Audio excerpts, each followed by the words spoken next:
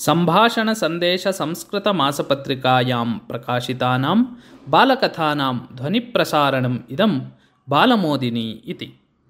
महाभारतयुद्धस्य अनन्तरं ऋषिः शमीकः रणरङ्गं गतः। तदवसरे सः तत्र लघुपक्षिणां कूजनशब्दं श्रुतवान्। विस्मयाविष्टः सः तत्र पतिताः घण्टाः अपसारितवान्। तत्र तेन केचन पक्षिशावकाः दृष्टाः। युद्धावसरे रक्तेन मेधसा मांसैः च पूरितायां भूमौ यानि अण्डानि पतितानि तानि गजघण्टाः अरक्षन्। तेभ्यः अण्डेभ्यः उत्पन्नाः शावकाः एव शमीकेन दृष्टाः आसन्। एते साधारणाः न, एते अवश्यमेव केचन दिव्यात्मानः भवेयुः इति विचिन्त्य सः तान् स्वस्य आश्रमं नीत्वा जागरूकतया पोषितवान्।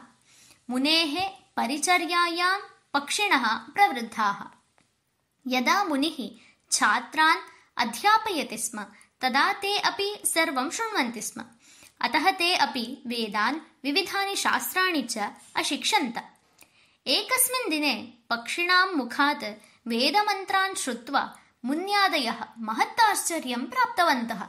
शमीकेन ते पृष्टाः, एतत् वेदज्ञानादिकं कस्मात् प्राप्तं भवद्भिः इति।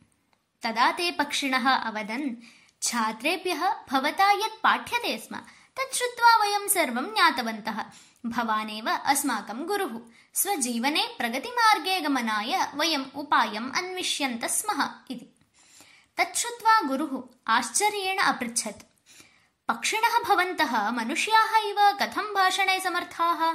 कथं चिन्तने भवतां सामर्थ्यम् इति। तदा पक्षिणः अवदन्, पूर्वं विपुलस्वनामकः मुनिः आसीत्। तस्य उभौ पुत्रौ सुकृशः तुम्बुरुः इति। पूर्वजन्मनि वयं सुकृशस्य पुत्राः आस्म। एकदा इन्द्रः वृद्धपक्षिवेषेण अस्माकम् आश्रमम् आगतः। सः बुभुक्षितः आसीत्। अस्माकं पित्रा पृष्टः सः पक्षी अवदत्, मनुष्यमांसभक्षणे मम इच्छा इति। अस्माकं पिता तस्य विलक्षणेच्छां त्याजयितुं प्रयत्नं कृतवान्, परन्तु सः पक्षी स्वस्य इच्छां न त्यक्तवान्। अन्ते पिता अस्मान् आहूय अवदत्, अस्य पक्षिणः क्षुधायाः निवारणार्थं भवद्भिः स्वशरीरदानं करणीयम् इति।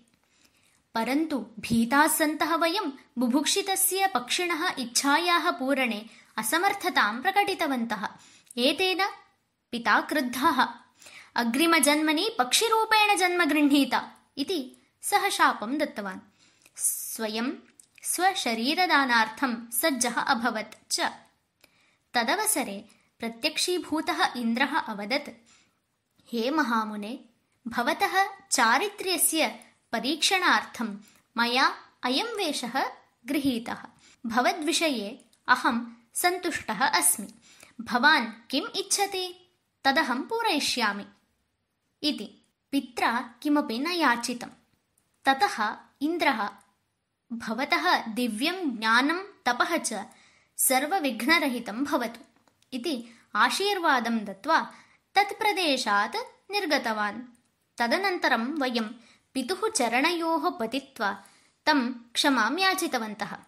शापवचनं प्रतिग्रहणीयम् इति प्रार्थितवन्तः च। तदा पिता अवदत्, मम शापवचनं व्यर्थं भवितुं न अर्हति। पक्षिरूपेण जीवनयापनं भवताम् अपरिहार्यमेव। तथापि मदनुग्रहेण भवन्तः वेदशास्त्रस्य परमं ज्ञानं प्राप्नुयुः। यथा मनुष्याः तथा भवन्तः अपि वाक्स्पष्टतां प्राप्नुयुः इति उक्त्वा आशिषा अनुगृह्णीतवान्। तेषां कथनं श्रुत्वा शमीकः, विन्ध्येषु वासं कृत्वा भवन्तः धर्मप्रचारं कुर्वन्तु इति तान् पक्षिणः उक्तवान्।